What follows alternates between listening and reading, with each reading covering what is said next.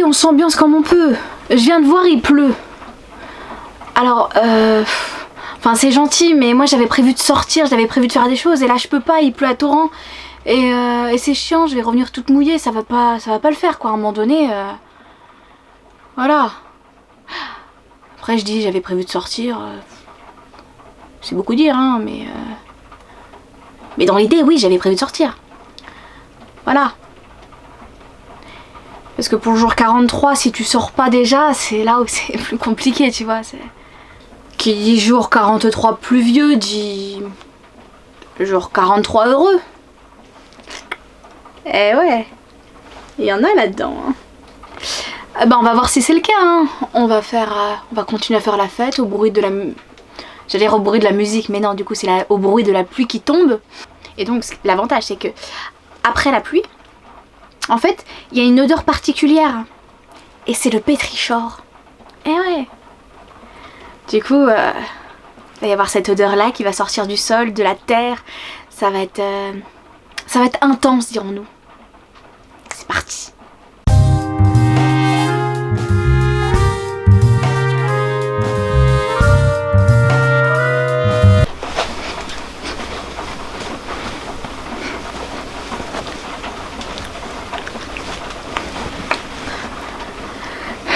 Oui, alors peut-être que pour vous, rien ne s'entend, mais pour moi c'est vraiment intense.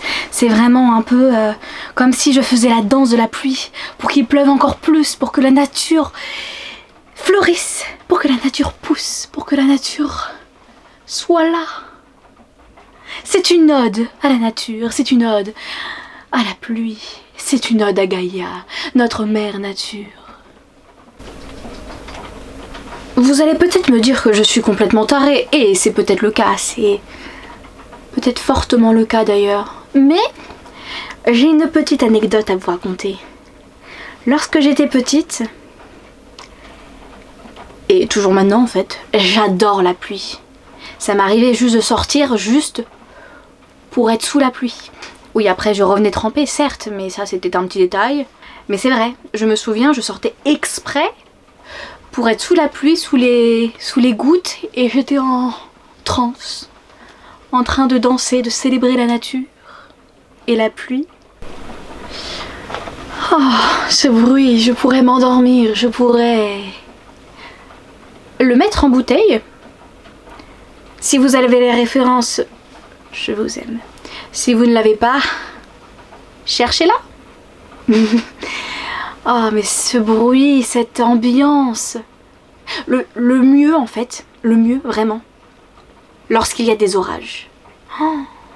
Alors, c'est vraiment sûr qu'à 100%, lorsqu'il y a l'orage, je suis à ma fenêtre en train de regarder les éclairs et d'attendre le tonnerre. Je suis comme une petite qui va ouvrir ses cadeaux le jour de Noël. C'est vraiment ça, l'impression que j'ai. Et que ça soit la nuit, que ce soit le jour, je suis présente, toujours. Surtout concernant les orages, les éclairs. Franchement, je trouve ça dingue que la nature peut produire ce type de merveille. Voilà. Est-ce que... J'ai une question. Parce que j'allais dire je suis accro à la nature.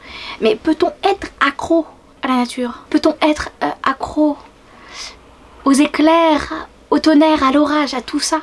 Alors c'est une question ouverte. Hein. Vous me répondez pas à votre guise. Du coup... C'est une question réellement ouverte et c'est une question peut-être même philosophique. Sûrement même. Je vais y réfléchir ce soir.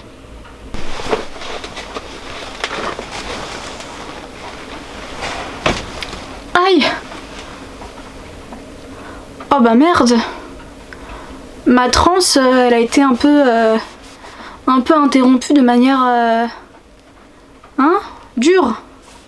Et quand je vous disais maladroite, je continue les épisodes de maladroite, voilà.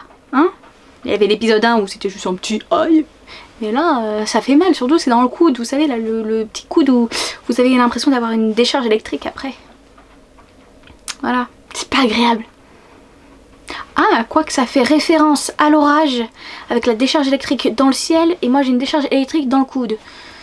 Peut-être qu'il y a un lien quelque part. Après tout, nature. Et donc je pense que j'ai assez divagué, assez philosophé sur la nature. Du coup, je pense que je vous retrouve demain.